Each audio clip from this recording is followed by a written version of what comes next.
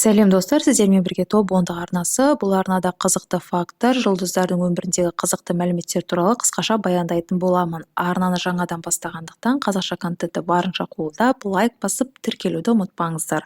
Ал бүгінгі күннің тақырыбы баршамызға белгілі, сонау 2009 жылы шыққан ең сүйікті Корей дорамаларының бастауы болған «Цветочки после ягодок» дорамасындағы Го Джин Пё рөлімен әлем бойынша миллиондаған қыздардың жүрегін жаулаған актер Ли Мин Хо жайлы болады. Жалпы «Цветочки после ягодок» дорамасын білетін шығарсыздар. Мен өз басым осы дораманы мектеп оқып жүрген кезде қатты жақсы көрген болатынмын. Ол кезде теледидардан ел арнасынан көрсететін еді. ФО-дағы жігіттер Чанди мен Джунпёның махаббаты кезінде барлығының арманына айналып, көп қыздар тіпті олардың плакаттарын, суреттері жапсырылған дәптерлер мен күнделіктерді де сатып алған кездер еді. Ол кезде бұл сериалдың қатты хит болғаны соншалықты дораманы қайталап көру үшін көбісі DVD-ге арналған дискте сатып алды. Сондықтан сол кездерден бастап дорама әлемімен таныс емес адамдар да бұл актерді танымауы мүмкін емес. Мен алғаш бұл сериалды 8-ші сынып оқып жүрген кезде көрген едім. Ал сіздер қанша жастарыңызда көрдіңіздер, қандай естеліктеріңіз бар, барлығын комментарий бөліміне жаза кетсеңіздер болады. Ал мен әзірше Ли Мин Хо жайлы әңгімемді одан әрі жалғастыра берейін. Ли Мин Хо туылған жылы 1987 жылы 22 маусым. Жұлдызнама белгісі шаян. Бұл оны эмоционалды, сезімтал, үйін жақсы көретін және отбасына адал адам ретінде сипаттайды. Лақап аты Азия құдайы немесе ұзын аяқты оппа деп айтады. Отбасы, ата-анасы және үлкен әпкесі бар. Хобби спорт, футбол және музыка. Сүйікті тамағы кимчи-чиге. Сүйікті түстері қара, сұр және ақ түстер. Ли Мин Хо бала кезінде Намсун бастауыш мектебінде, кейін Панбо орта мектебінде және Танок жоғары мектебінде оқыған. Ата-анасының айтуынша, ол кішкентайдан ақылды, алғыр және өте шешен болған. Дегенмен, олар баласының кино жұлдызы болады деп мүлде ойламаған. Ли Мин Хо бала кезінде бірнеше жыл кіші жасөспірімдер командасында футбол ойнап үлкен үміт арттырған. Оның дене бітімі керемет қалыптасып, физикалық төзімділігі едәуір жақсарған. Сондықтан бәрі оның болашақ футбол жұлдыз болады деп ойлаған. Осымен қатар ол таэквондомен де айналысып, күш пен ептілігін одан әрі дамытқан. Бірақ 5-ші сыныпта Ли Мин Хо аяғынан ауыр жарақат алып, спортпен қош айтысуға тура келеді. Оның футболшы болу арманы осылай орындалмай қалады. Футболмен байланысты арманы орындалмай қалғаннан соң, Ли Мин Хо актерлік мансап туралы ойлана бастайды. Оның ұзын бойы мен тартымды сырт келбеті жас кезінен кастинг менеджерлерді қатты қызықтырған. Бірақ болашақ жұлдыздың ата-анасы ол кезде олардың ұсыныстарына байыпты қарамаған екен. Мектепті бітірер кезде оны Star House Entertainment компаниясы байқап қалып, келісімшартқа отыруды ұсынады. Сол кезден бастап Ли Мин Хо сән журналдары үшін уақытша модель болып жұмыс істеп, тыңдауларға қатыса бастайды. Сонымен қатар ол Кангук университетінде киноискусство мамандығы бойынша жоғарғы білімін алады. Осылайша 2006 жылы оған сәттілік күліп, Пак Бо Юнмен бірге мектеп ауласының құпиялары дорамасында алғашқы ірі рөлін алады. Түсірілім кезінде актер кейіпкерін сонша ыждаһаттылықпен ойнағаны соншалықты, тіпті төбелес көріністері шынайы болу үшін ол шынайы төбелескен екен. Алайда 2006 жылдың соңында жас дарынды актермен үлкен қайғылы оқиға орын алады. Ол ауыр жол апатына түсіп, 7 ай бойы ауруханада жатады. Осыған байланысты ол 1,5 жылға жуық үзіліс алуға және барлық жұмыс ұсыныстарынан бас тартуға мәжбүр болды.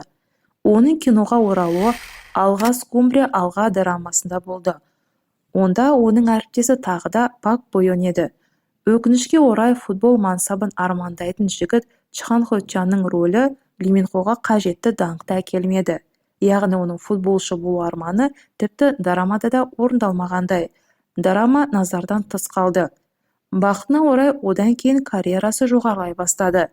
2009 жылы ол жігіттер гүлдерден арды, яғни «Цветочки после ягодок» дорамасында басты рөлі сомдап даңққа бөленді. Бұл дорама оның карьерасындағы ең жарқын жұмыстардың бірі болып саналады.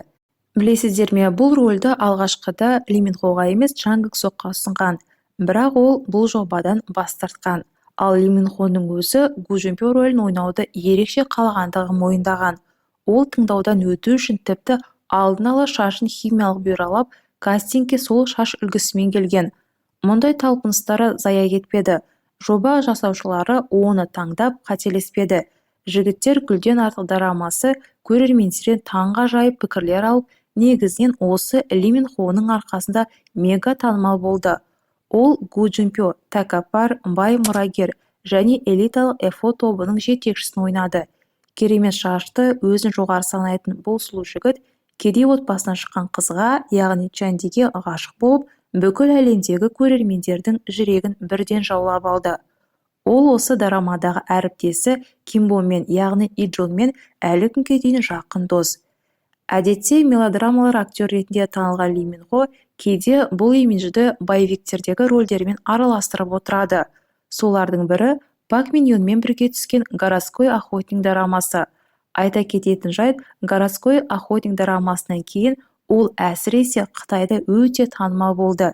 Тіпті Филиппиндегі фанаттардың саны қазіргі таңда Бейонсенің фанаттарынан да көп дейді. Оның карьерасы ұзақ болса да, рөлдердің саны онша көп емес. Қазіргі таңда шамамен 30-ға жоқ. Сирек, бірақ барлығы есте қаларлықтай деп айтуға болады. Сондай-ақ Ли Мин Хоға «Наследники», «Көк теңіз аңызы», «Король мәңгілік монарх», «Вера», «Мың шақырым жол» драмаларындағы рөлдері ерекше танымалдық әкелді. Әсіресе «Наследники» дорамасы өте танымал болды. 2013 жылы шыққан «Наследники» дорамасындағы рөл үшін актер өзінің кейіпкерінің барлық киімін өз ақшасына сатып алған. Ол киімге шамамен 50 миллион вон ақша жұмсаған. 2014 жылы Ли Мин Хо Мадам Тюссо мұражайында тұрақты мүсіні қойылған алғашқы корей актер атанды. Ал 2017 жылы ол міндетті әскери қызметке кірісті. Бірақ бұрынғы ауыр апаттардың салдарынан денсаулығына байланысты толыққанды әскери қызметті атқара алмай, мемлекеттік қызметкер ретінде қызмет етті. Әскерден оралғаннан соң ол «Король вечный монарх» дорамасында ойнады.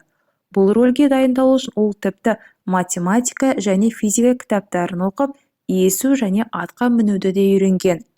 Корей жұртшылығы Ли Мин Хоны өте дұрыс үлгі тұтатын азамат деп санайды. Оның өмірінде ешқандай жанжал болмаған. Ол мүлде ішімдік ішпейді. Сондықтан ол туралы өсек табу тіпті мән іздейтін Корей халқы үшін де өте қиын. Актерлік қызметтен бөлек Ли Мин Хо музыкаға да бейжай қарамайды. 2013 және 2014 жылдары ол My Everything және Song for You атты альбомдарын шығарып, Азия бойынша турларға шыққан.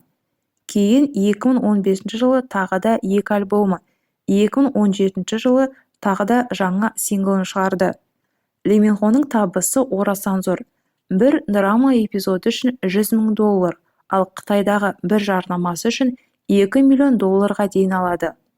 Осыған қарамастан, ол осы уақытқа дейін небәрі бір ғана үй сатып алған. Оның дұрыс үлгі тұтарлық азамат образы осыдан кейін де көрінеді. Оған артық виллалар мен зәулім сарайлар қажет емес. Ол қазіргі таңда ЮНИСЕФ-тің мүшесі және қайырымдылыққа көп көңіл бөледі. Оның Праймиз атты жеке қайырымдылық платформасы да бар. Ли Мин Хоның идеалды әйел түрі, ақылды, ашық және өмірге деген оң көзқарасы бар қыз. Ең бастысы, ол қарым-қатынасын ешқашанда жасырмаған. Егер қызы болса, оны ашық түрде жариялаған. Оның алғашқы белгілі қызы Пак Мин Йон болды. Олар қалалық аңшы дорамасының түсірілімінде кездескен. Олардың қарым-қатынасы 6 айға жетпей аяқталады. Екінші үлкен қарым-қатынасы Сюзимен бірге болды. Олар 3 жыл кездеседі, бірақ екеуінің де жұмыс кестелері сәйкес келмегендіктен айырылыстық дейді. Қазіргі таңда оның жасы 38-де және оның қарым-қатынасы туралы нақты дәлелденген дерек жоқ. Ол әлі де әлем бойынша көптеген қыздардың арманы болып жүр. Ли Мин Хо жайлы қысқаша мәліметтер осы болды. Егер де видео ұнаса, лайк басып, міндетті түрде каналға тіркелуді ұмытпаңыздар.